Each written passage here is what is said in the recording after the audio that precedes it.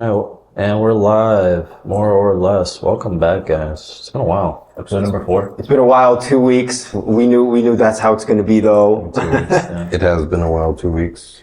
That's for sure. It's been a hot minute. Our boy got married, so we had to. Oh, that ring. Let the world know. Let the world know. Yeah. So we had some stuff going on, but that's all out of the way now. So we're back. We're back. Yeah, finally all these love inconveniences and weddings are done and over. Just kidding. We were here for it all. Whoa. My wife wouldn't like that. Hopefully she doesn't watch this episode or the beginning of this one. We'll Right. see.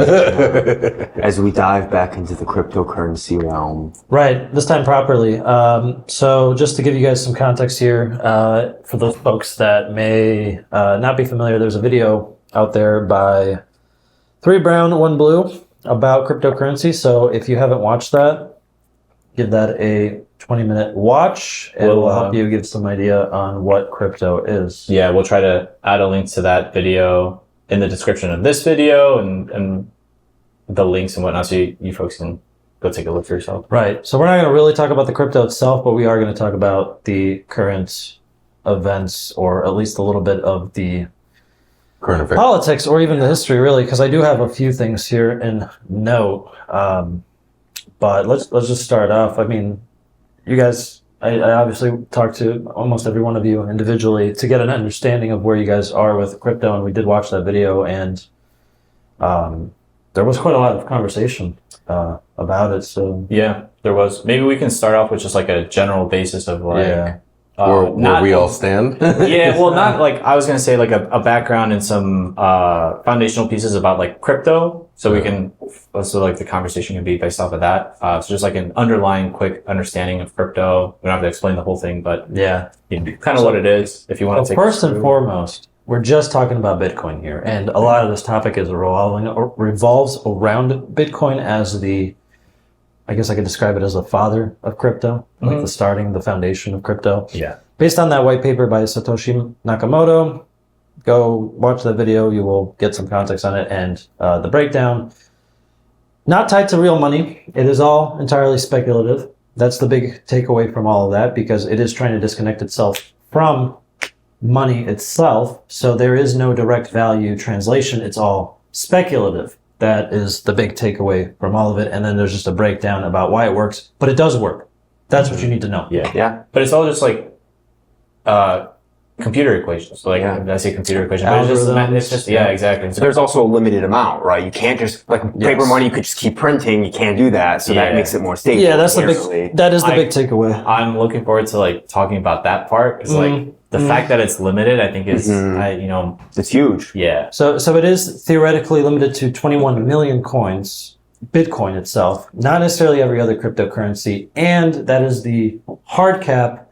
As without getting too much into detail, how that comes out as cashed out through the blockchain never reaches the 21 million technically, because it's always keeps getting fractioned off when it's being given out by mining. Which you again watch that video, you guys will get a good breakdown of that. Yeah. So we'll talk about the politics. I wanted to start maybe just a little bit on the history, because I think that's worth talking about. Absolutely. How we got to here today. So this is all 2009. That's the thing. Post 2008 recession happens. The housing market crashes. Everybody is vaguely familiar with that.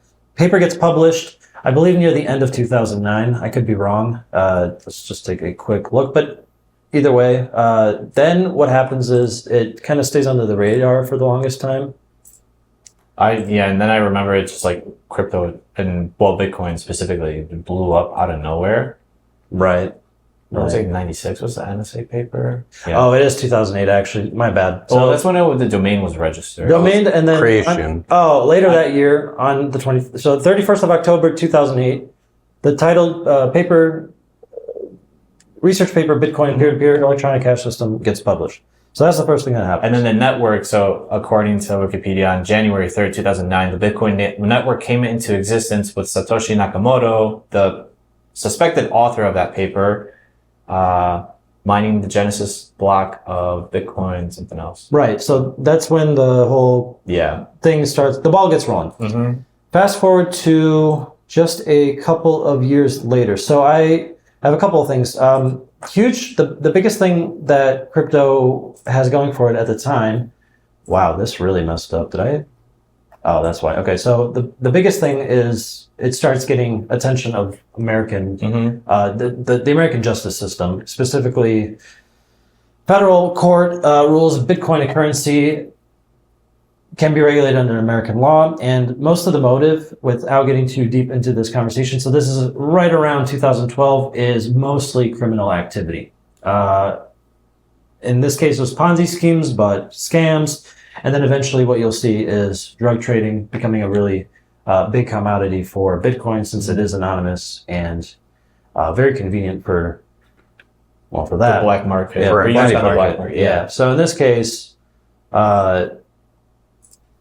fast forward a little bit. So here's this is what's really interesting, and I wanted to talk about this, kind of touch on this, is there's a lot of conflicting court cases that come out of this. In some cases, it seems like there's wealthy folks that persuade the courts that it's not a currency, and that helps them skirt around, because it's not defined as a currency, it can't be defined for Taxes. laundering, fraud, stuff like that, taxes, Yeah. exactly. So in one case, a Florida court rules in favor of a wealthy individual to avoid being prosecuted as money. So in this case, it was Florida versus Espinoza, where Michelle Abner Espinoza is accused of unlawful engagement in money services business and 2 counts of money laundering, which I believe this resulted in getting at least that part dropped. I'd have to redefine, but I remember this vividly because this was these next couple of years. So from 2012 even up to 2016 in this case, cryptocurrency is kind of in a weird limbo. And then finally, fast forward to, I wonder what year this was. I might be backing up here. Oh yeah, so this was in 2013. So again, it's very interesting to see in 2016 that Florida didn't find this as crypto, but here in 2013, Silk Road, which was famous for being one of the largest drug trades on the internet as a black market, 26,000 Bitcoin seized. And of course the prosecution of, I believe it is, Ross Ulbricht, which, funny enough, I believe Trump pardoned just a couple months ago. For real? Yes, this was what I was talking about with he did. third parties. This was what I was talking about with third parties, where I believe one of the libertarian members of the Libertarian Party persuaded Trump to get Ross Ulbricht to get his case, or at least to get released. I knew I'm recognizing Yes. that last name from something. Yeah. Well, he founded and created Silk Road. And he created Silk Road, yeah. So there's a lot on him. But yeah, and- he did get He's been in the news recently, that's why. Yep. And For that. the other thing that was interesting about this, the only reason they caught him, he was doing pretty good on the anonymity. He was tied through email service and the Tor Onion service, which, if you guys might not be familiar with, is an encryption service. It's an encrypted browser that is super secure. However, because they were able to kind of trace timing with the Tor browser, because you can still see people on it, but you can't necessarily see what they're doing, and email services that he was using on the same computer at a library, he got caught. So, and now this is where we start seeing, the government holding assets. I believe they have quite a bit of Bitcoin right now. But it's funny because it's just really from seizures from other people and they've seized it, right? Right, and they so- just took people's Bitcoins. And it's counted as an asset. So this is kind of where, again, the law kind of gets fuzzy. And eventually, it just sort of softly becomes a jurisdiction to the SEC, the Securities and Exchange Commission, because it is currency. So that's kind of where we are. And then eventually on the history of Bitcoin, just to give a graphical visual, we see, well, in this case, this is the coin. I was hoping to get the value. I'd probably have to pull that up on another service. Bitcoin value. Right now, I think it's like 120. Or we can just kind of slap it in. But yeah, we're at 118, and I think its peak was 160? Something like that. 160? When did it hit? Hold on. Wait, 'Cause I think that might be it. I'm up on change the that. time up there. Yeah. About to We might as well say. see the whole history here. Damn. I think like 120. We'll just get it to like last it's year. Max. But you can see it drops. Yeah, even last year alone. 55,000. And now it's at 118,000. So in the span of a year, crypto went up pretty much. 100%. Almost doubled, yeah, almost doubled. And here's a better visual. So, just kind of looking at the timeline from what we were hearing or seeing from the news, we're going all the way back to So in 12. 2014, 2012, about $13 a piece. 2013, 763. Just eyeballing here. July of 2015, 228. And then we really started to pick up in end of 2017 at $13.7 thousand. and now it's at 118. And it's 118 now, so. Dude, I even remember hearing a story about a real estate agent that was brokering a deal for like a $17 million apartment, and the guy actually wanted to pay him in Bitcoin. And I think it was like 14 million at that point. So he was undercutting him by 3 million. But in today's money, what he offered him was worth 5 billion.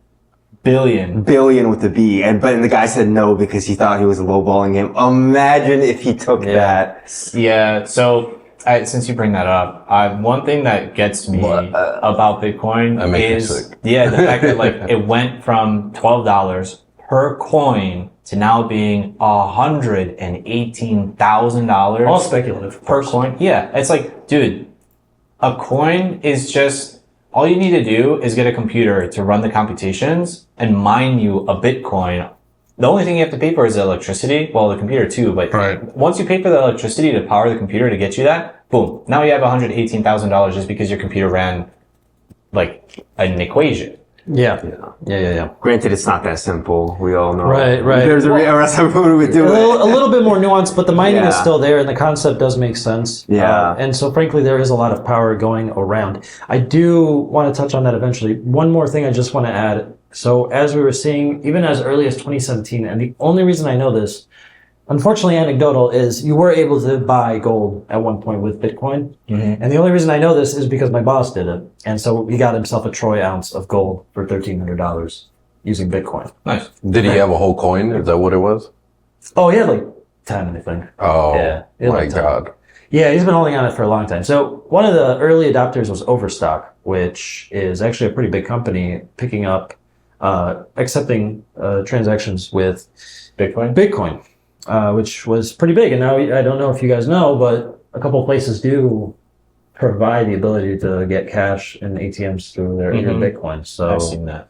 yeah, it has really, I would say, propelled into the mainstream, even as early as 2017, really. But the law has been kind of bouncing around it since 2012, 13, when criminal activity started becoming relevant. Which I guess, sorry, were you gonna? No. That's all I got. It makes me wonder. So by having the ability now to use Bitcoin to like pay for things like on overstock.com or go up to like an ATM and pull Bitcoin, people are acting and using it as if it's like just like a regular standard currency on the planet, right? Like instead of using dollars or euros, people are using Bitcoin.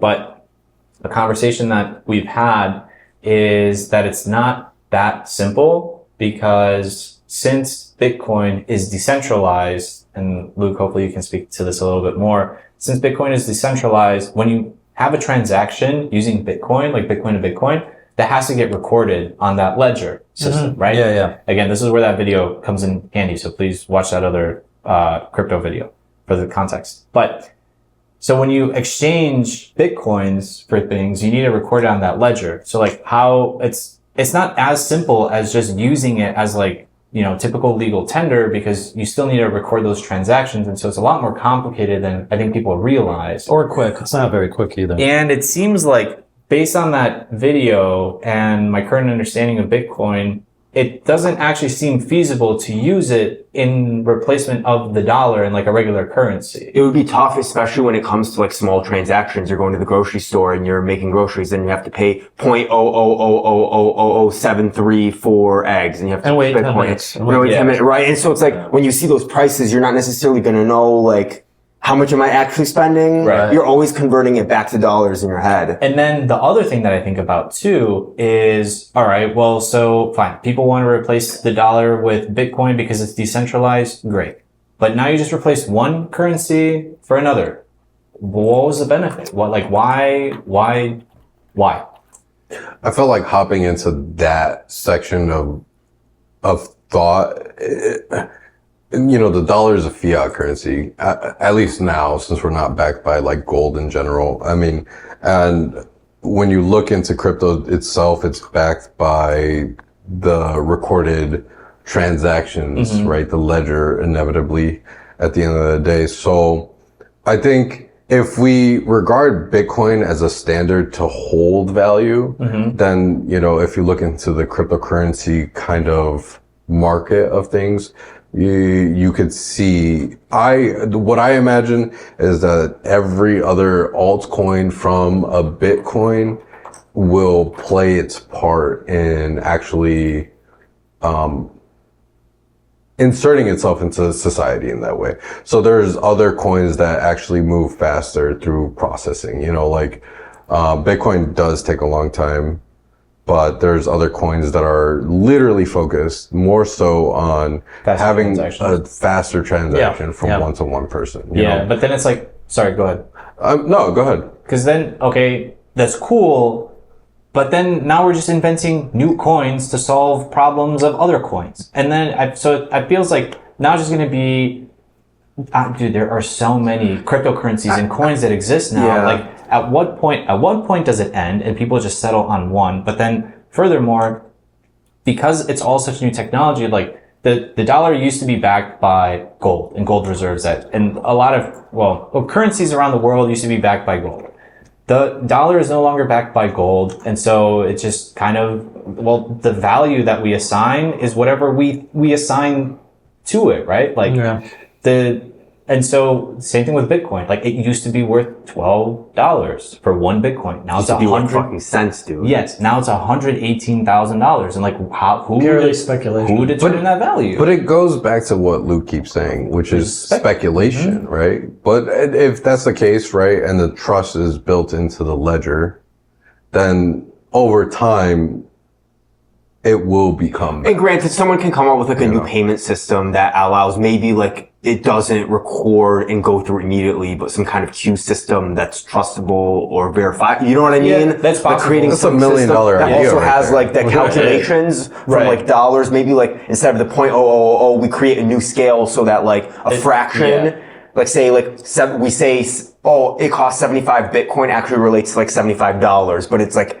75 Bitcoin is actually 0.000 whatever. Right. But something see, like that, you now know what I mean? now we're assigning the value of a Bitcoin to like the dollar. So it's like, okay, well now are you just using Bitcoin in place of the dollar, but everything else remains the same? So now you're just calling your currency something different instead of saying like, oh, I'm going to pay you $75. I'm going to pay you 75 coins, but like it's backed by the dollar. So, but the dollar's not backed by gold. So it's like, it almost seems like this came out of nowhere. It's not necessarily backed by anything other than the encryption system, which is like pretty locked tight. And so you have the trust in that encryption system. Other than that, this is like, it just seems like it kind of fell out of the sky and now we're using it and assigning a value to it. But again, the fact that it has a limited amount of coins should help to keep it stable. Because again, the biggest problem so much of a problem we have now is like with fractional reserve banking and how you're able to kind of like just create money out of thin air. Well, hopefully. I feel, okay, you could argue that you can do the same thing with Bitcoin because you can't, all right, you cannot mine more than 21 million Bitcoins.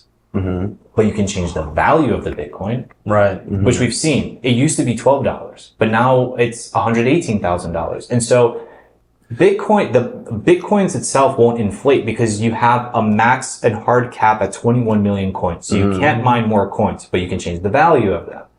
So now what happens? Like, so you paid me, 75 Bitcoins, how we said before, for like, let's say I sell you something, you buy it for 75. All right, well, let's say next year inflation goes up and now you have to pay me like 80 coins, right? Like there's not more Bitcoin, but now it lost value or it depreciated in value. I hear where you're going with that train of thought, but if you consider what cryptocurrency is trying to do, which is decentralize itself from the dollar, although that's what I'm saying, like when you think about it in a long-term perspective, the Bitcoin itself has to be just the standard, right? And if we've already based that standard for what it is now, it can separate itself from the dollar. and we'll leave it there, right? And we'll leave it there inevitably. There's obviously going to be happenings where the supply, halves to people, or the amount that could be mined is just in half at that point. So there will be more of a demand for it, but that is just naturally how the system would work, right? And if there wouldn't be the idea where we can just centrally say, okay, this is how much a Bitcoin costs. Because right now this is how much a Bitcoin costs. But it is speculatively to the dollar. Because it's an arbitrary number that people are like, they assign a greater value. Like the reason Bitcoin value goes up is because people keep believing and thinking it's got value. That works for everything. Literally every product or service or whatever. Exactly. Except for currencies. Like just because the people think the dollar is more valuable doesn't necessarily make the dollar more valuable. Right. And again, Just maybe to a certain extent. I don't know those economics, but when the dollar was tied to gold, it doesn't matter how valuable you think the dollar is. It's backed by gold. And so it just comes down to like the value of gold, and the value of gold has gone up as well, but it's all speculative. People it's like, oh, I think gold is valuable. The world agrees on it. And so the value of gold goes up, but it's like, why does it actually have more value? It's just still the same metal. It goes back to the ledger when you think about it, right? The value of it is in the transactions,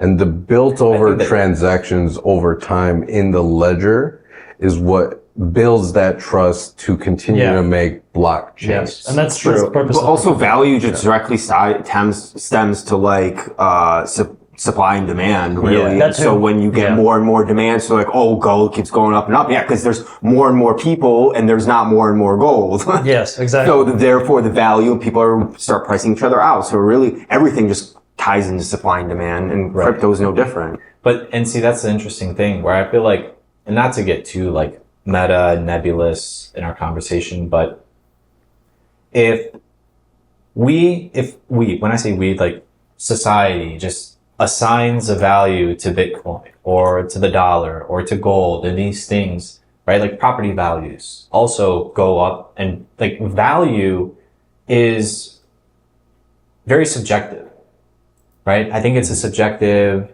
way to just assign a value to something, right? Like, oh, for me, like this mug or this jar, I can say like, I'm willing to pay $100 for you. Like that's the value that I see.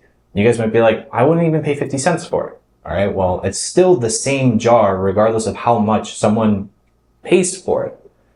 And so value, we just arbitrarily assign to things. Value ties directly into your values. What you value assigns value to something else and how much you're willing to pay for it. And that's, for example, the luxury products business, that's literally all it rides on, right? Because a lot of these luxury goods are actually pretty cheaply made. It's just you're paying for the perceived value that brand has, right? Exactly. And I think that, I have a feeling that's a little bit what's happening with Bitcoin as well, where someone assigned a value or someone said Bitcoin is going to be the next biggest thing, and they're like selling a snake oil. Like, okay, but what am I going to, if we decentralize currency and move away from the dollar to Bitcoin, is that going to make my life better? Is that going to make the planet operate more effectively and efficiently? Like, it's just substituting one for the other.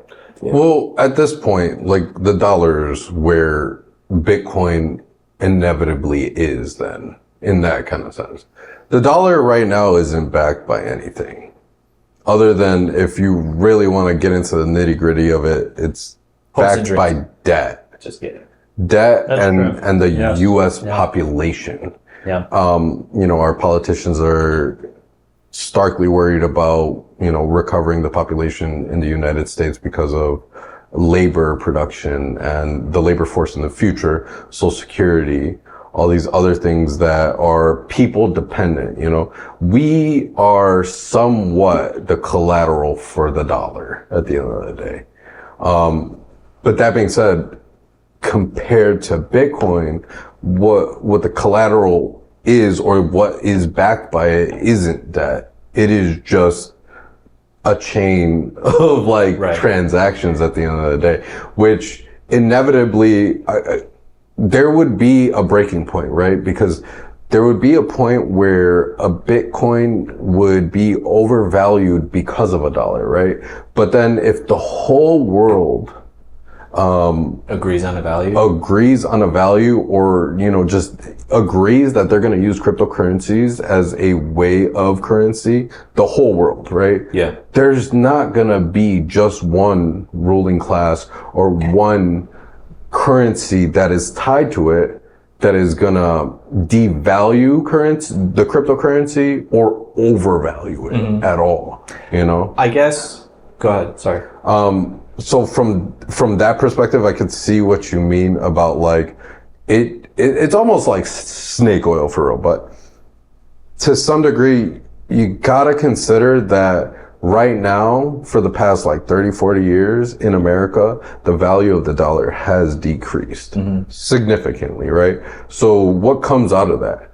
Other countries like the BRICS nations, just in general, have formed, and they've considered using cryptocurrency as a form of it, or they're considering their currency being backed by oil and not having the reserve standard of the US dollar be the transactional thing, right? You know, so when more countries internationally start to agree upon how an interaction of currency will happen, then I don't think there will be just a speculative change. That's the tough part there, though. Countries and agree.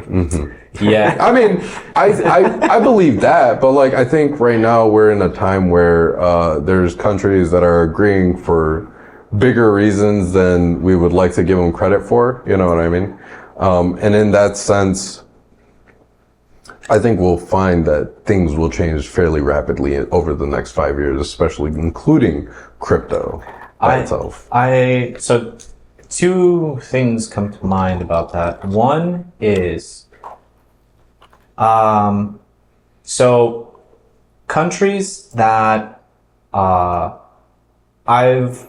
read that the US and like maybe other countries, but they'll hold countries economically hostage by providing like, you know, third world or developing nations with loans, but under such terms and conditions that the country borrowing the money won't be able to pay it back. And because it's in dollars, they're tied and indebted then to the United States. And so like that gives the US a lot of economic power because it's like, hey, you're defaulting on your loan. Like you gotta do something for us. And then the US gets resources or whatever. So it's kind of, it's to a certain extent a little bit like extortion or extraction.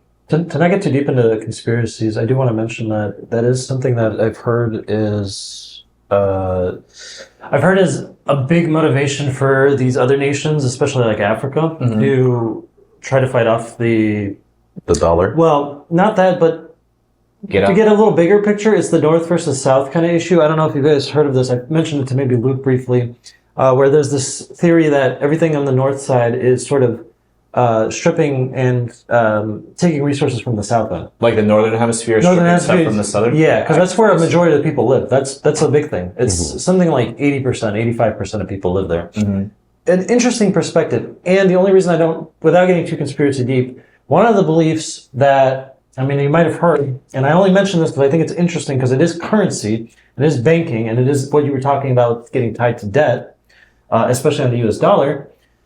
It was mentioned before with like John F. Kennedy trying to, break up the banks. Maybe even Andrew Jackson was mentioned before, and even Gaddafi as early as the 2010s was talked about, trying to get Africa, specifically Egypt, off of the central bank so they could have their own established bank and have their own power. It's a very interesting issue. And so cryptocurrency definitely comes out of a result of frustrations with a system that you're kind of just forced to be tied to. Yeah. Especially because of the housing market crash, which was bailed out by banks, right? Yeah. And sort of to touch on that too, like central banks do have a lot of power because they print the money, they hold the money, and like if they lend you the money, you're indebted to the central bank. They make the money off. Exactly. Yeah. So I do see a benefit for countries as a whole. Like, and when I say countries, I'm specifically mean the governments of different countries moving. And I see, the if the world moves to Bitcoin and Bitcoin becomes like the main currency and fiat currency that is used around the world, I can see that being a benefit for the governments of all countries, especially developing or like third world nations, because now Bitcoin is decentralized. There's not one central bank lending the money. You just got to mine it. And if you own it, you own it. If you don't, you don't. And that's it. It's backed by a ledger, not by any one government, not any one system, and bank, whatever. Not any one person, not... Yeah. So I see that as being a benefit. But then comes the question, the same thing in different countries has a different value, right? What I mean by that is a can of Coca-Cola does not cost the same here as it does in Mexico, as it does in South Africa, as it does in Poland, in China, but it's the same product. Now, if we're all using the same currency, does that mean that in the US, a can of soda will cost 1 Bitcoin, but in Mexico it'll cost like 50 cents, like 50 Bitcoin cents? In Australia, is it going to cost 2 Bitcoin, right? It's still the same product and you're using the same currency, but now that item has a different value. So I'm curious to see like, how would that work? Because then at that point, individuals that come from wealthy nations and get paid more in Bitcoin because there's a higher cost of living now can go to another country, still use Bitcoin, no issues, but now you're just like significantly more well off and wealthier and richer, which still happens now, except you have to go to a currency exchange to exchange dollars for the local currency, but you're still balling, right? Yeah. So one caveat, though, you got to remember is that different regions have different benefits, right? So like maybe they have the closer resources to, I'm trying to think of one. I don't know why I'm blanking. Are you talking about like lithium, how like South yeah, America like maybe it's someplace it's cheaper to buy lithium because it's just like right there. I was going to say maybe something like Resource water. rich. Okay. Yeah, it's that gotcha. resource. That is one aspect you got to remember because you are right. If I take my dollar today to Japan, you know, I'm balling. Right. I'm a rich boy for a day, right? Yeah. I mean, but oil is one of those things where you look at why is the gallon of oil in Iraq cost 15 cents, but it costs $4 and Well, because it's money. US. Because they do it. Exactly. Yeah. That's a great example. Is oil for sure.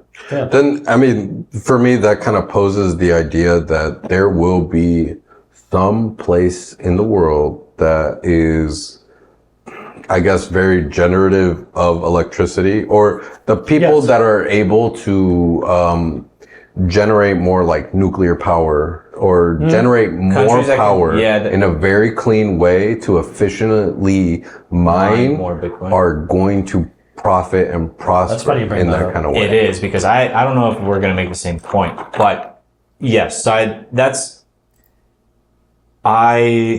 a very good point. Not one I considered, but that would be the move for like, if the cheaper a country can make electricity, the more beneficial, because then if the government makes like electricity free for itself using sustainable and renewable sources, and it just builds like massive data centers and like mining centers, then the country can from what I know, I would like to think that there's nothing stopping a government from mining its own Bitcoin.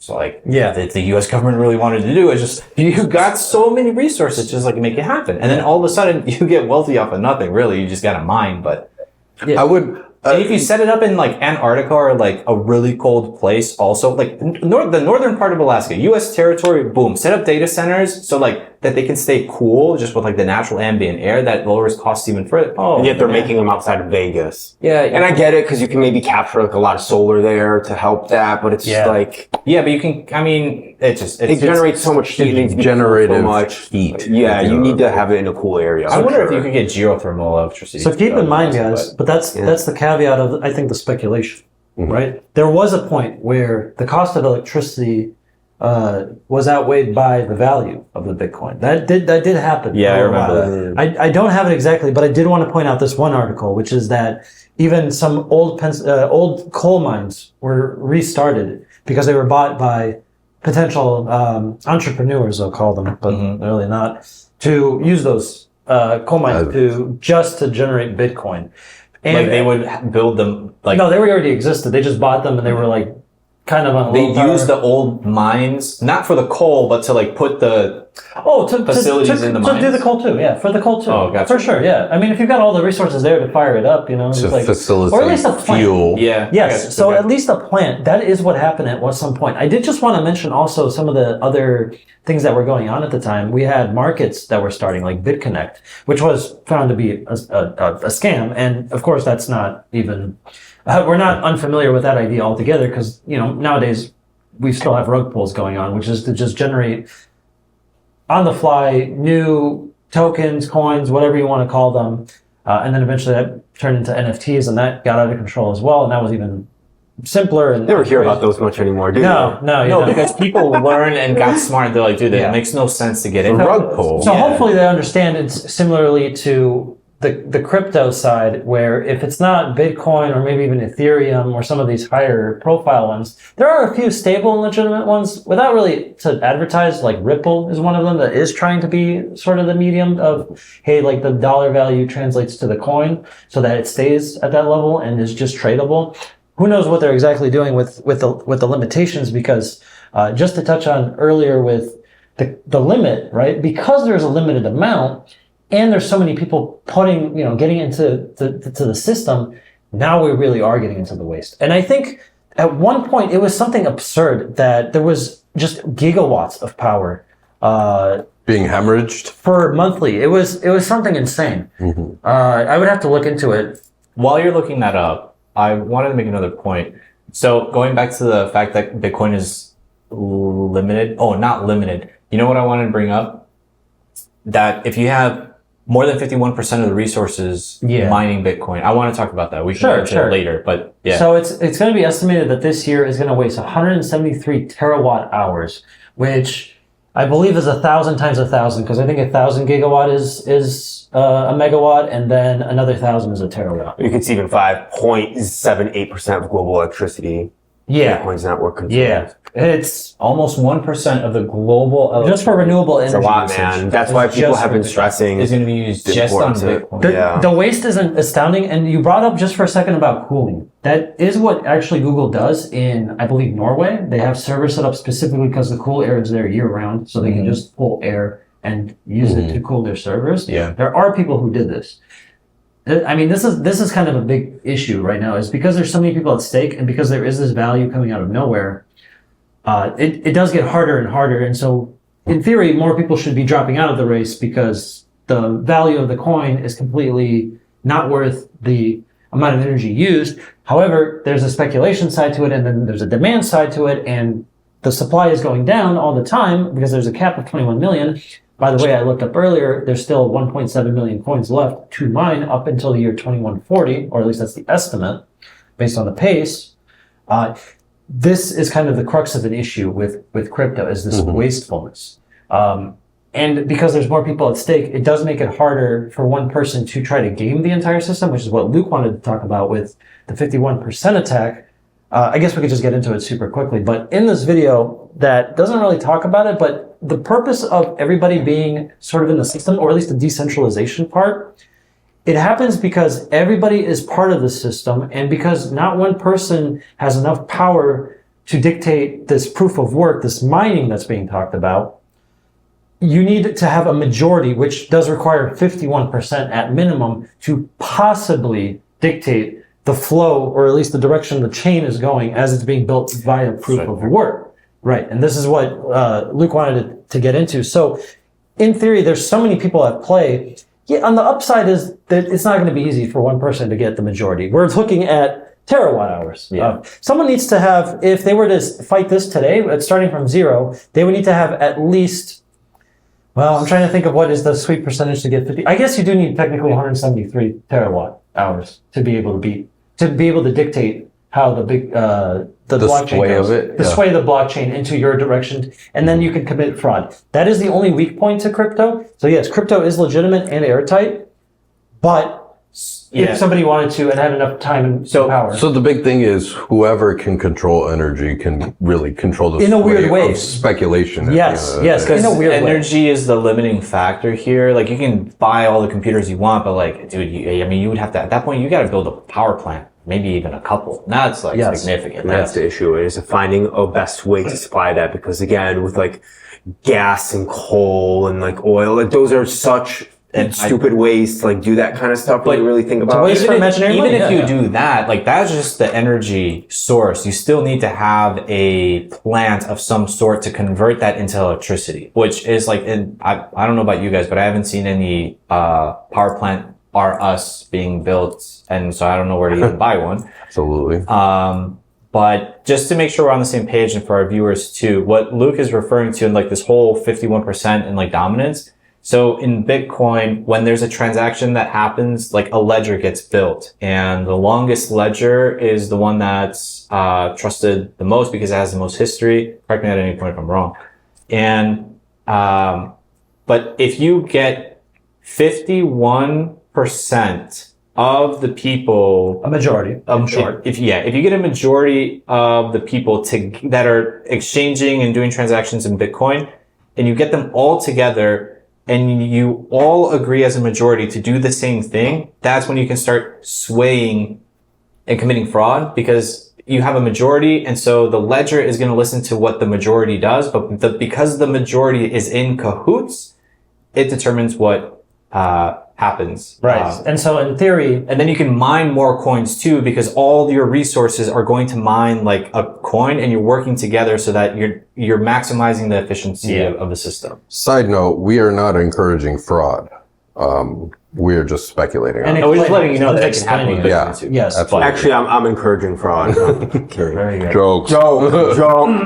Joke. Right. So to just add, to just attack on what Lucas was saying is, because he could dictate the transactions and the chain that's being built in real time to make these series of transactions legitimate, you can, in theory, just then dictate who provides or sending money. Basically, you're forcing people to send money and saying that this person is giving money to whatever system. So in theory, they could accumulate all those bitcoins if they're sophisticated enough, or those already exist in previous transactions. Because you still, so here's the other part though that is a little tricky, that's not really talked about, but it is all theoretically true, is that you still have to get the transaction to be a legitimate transaction. That is the only caveat. You could borrow it from older transaction histories to just copy over. That's a possibility, but to create one from scratch is a little bit iffy. It's a little bit different. That is one layer. It's just layers upon layers of security. Because if you do that, then yeah, that's true. You have that, and then you're ready to defraud that person, because now you have their keys, because you might have brute forced it. I guess, no, it's okay. I should have specified that, what I was thinking, and thanks for saying that, because now I remembered what I was getting is like more specifically mining. I know I touched on like the transaction, you can make the transaction history fraudulent and everything. I should have specified that I was focused on the mining, because if you get a majority of the people who are mining currently and get them all on the same page, then they can set up their mining operation in such a way that it's the most effective and efficient. And then that majority will be the only group of people that actually mine coins, because they are all working in cahoots. And so they are going to be the only ones that gain the Bitcoins. No one else will, even though they're mining. And then that group just enriches themselves only because they have all of this Bitcoin. And then because that one group has, in this hypothetical situation, would amass such a large quantity of Bitcoin, they can control the supply and demand markets. We all know that you can only mine them a total of 21, but let's say they only release 15 million Bitcoin in circulation. Well, now the supply is only 15 million, even though we know it can be 21. Right? Yeah, or it's lost as it has over time. There are people who have lost thousands of coins, and so that also plays a role into that speculation market. And I know I'm speaking very hypothetically currently, but it's a reality that, could potentially be. It is possible, and then that kind of ruins the system, and then, it's possible. It And then it can take the cryptocurrency system. Yeah, and then the cryptocurrency falls apart, and then we're back to square one, which is Possibly, yeah. Well, now what? It is, for it being such a large picture, especially especially with what we just saw, that it's spending about 1% of the global power. We saw that it's spending about 1% of the global power. It's getting there. I think it might even have been higher at one point.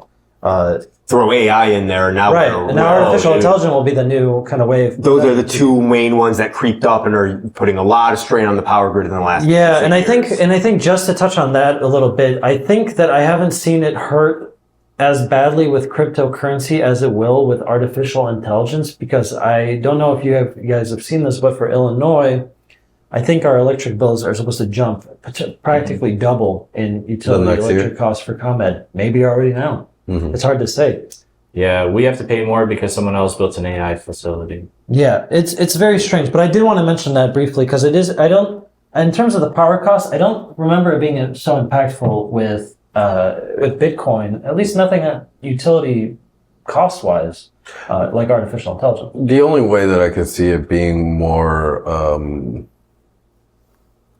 poor use of energy at the end of the day and increased costs is if the efficiency went up, and we're mining more. Right. More people, more computations, more at stake. Yep. Yeah. Yeah. At the end of the day. Mm-hmm. Yeah.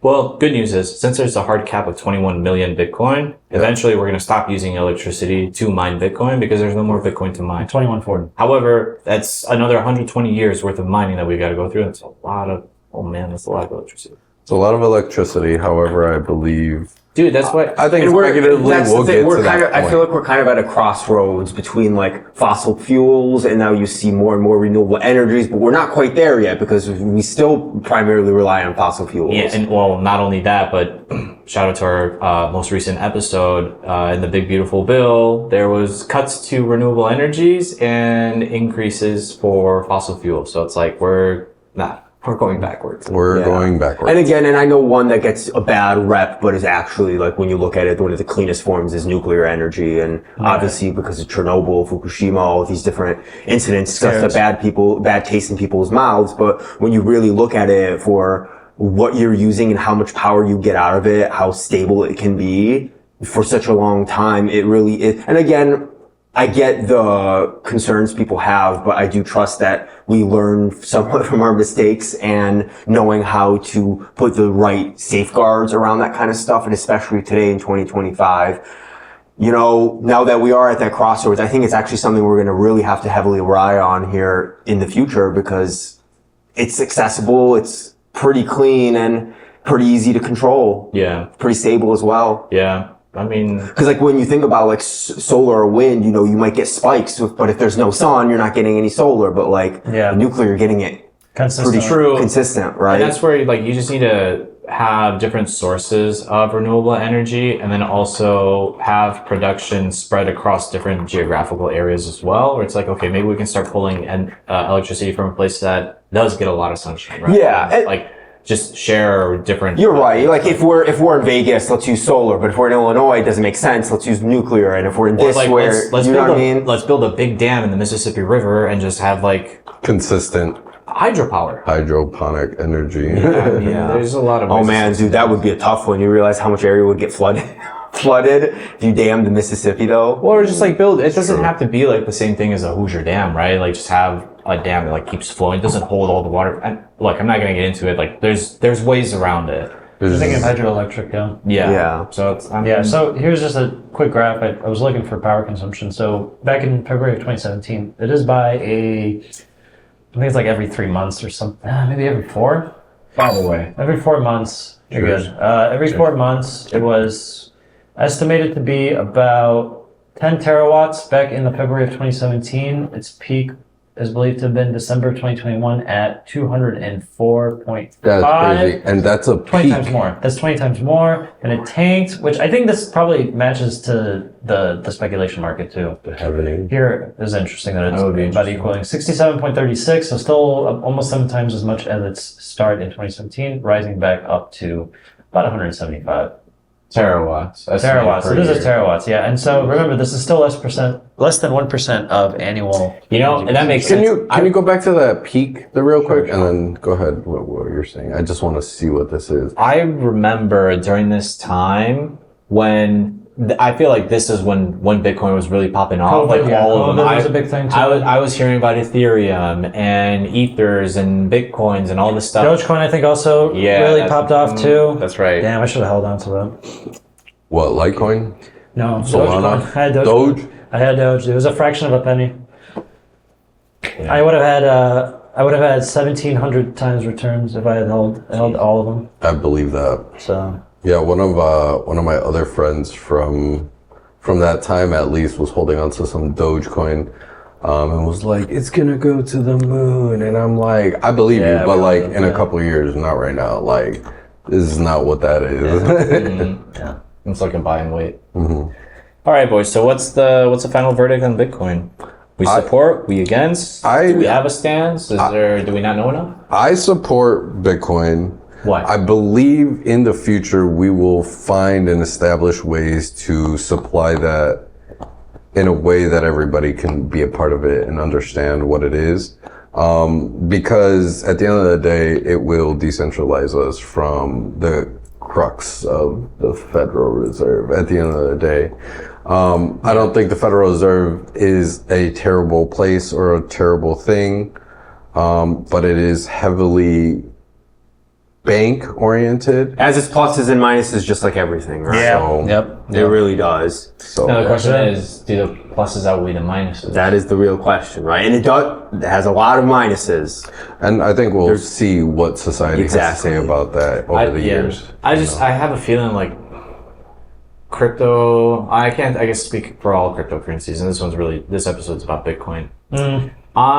From that video that I've seen, the conversations that I've had with you guys, I don't think Bitcoin is going to work the way people think and want it to in reality, in terms of just like, okay, instead of dollars, now we got Bitcoins in our pockets and we just like walk around and, I don't think it's that simple. A decentralized currency, I support in terms of like, third world nations and other developing countries that like want to actually get better, but can't because of like the debt cycle that they've been caught up in, and, from Or just like the currency other war in countries. general, yeah. Yeah, exactly. I think that would be a cool part. They call it debt slavery. It's the new form of slavery. Yeah. It really is. I think that would be interesting to see. I for that alone, I would vote for Bitcoin, just to like, for the sake of changing up the status quo of how like currencies have always been operated and used on the planet. It's like, no, like, all right, let's change it up. Let's do something different, Yeah. So I'm for it from that perspective, but other than that, I think with Bitcoin itself, it's not Bitcoin that I have, or I don't think it'll be. I think it'll be cryptocurrency in general. I'll agree with you in Yeah, that. yeah. Not just Bitcoin. That's Yeah, what I'm thinking. Bitcoin is, well, it's just the first, right? That's the issues. It's the first, and that doesn't necessarily mean it'll be the best. It's just that everybody clings on to that as It's like Tesla with EVs, Yeah, right? it's Now you're seeing more, okay, like Rivian they have great EVs, China has great EVs, but Tesla's still the first. You know what I mean? We're kind of unconscious. that It's an same. unconscious thing, Yeah, I would yeah, say, with the whole exactly. thing, and it does. And what it is and what it represents, it makes sense, and I do like the decentralized aspect of it. It is an airtight system, but it is slow. It is very flawed, unfortunately. And I missed it earlier, but there was a piece talking about how much energy it takes just to make a transaction happen. It is abysmally slow. It is on average 10 minutes for just one transaction, and it only limits it to 2,400. And just to give you guys a comparison, in the video, this is still in the video, so watch it. In comparison, Visa does 100,000 in a second, or at least that same amount in a second. So 2,400 in a second versus 10 minutes is the difference for how much how fast those transactions are. So it was great. It just in one aspect, I admire it for being so limited because it was still a proof of concept that did come to fruition, and then it just kind of became its own thing out of the whole Speculation. situation. The whole situation is the best way to describe it. So it's great that's the fact, but I don't think it will last as long. It will be there. It will always be there. It'll always, in the back seat as the first place, but not Bitcoin itself. So I don't believe in Bitcoin, but I do believe in crypto.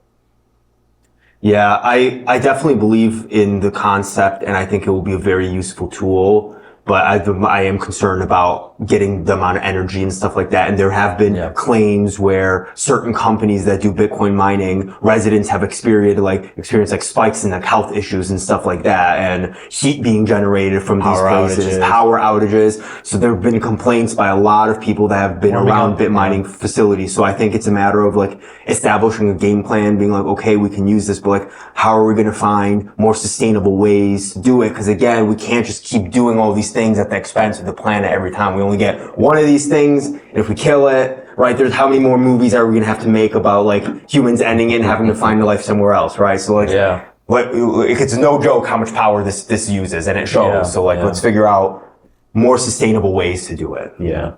That's all I ask. I can back that for sure. Any other thoughts, boys? I think that's a wrap then. That's all I got. Yep. We out. Crypto bros over here. There we go. But we're gonna, dude, we have to start our own coin, guys. What should we? Yeah. Right. Do the rug pull. Until next time, guys. See you Till guys. next time.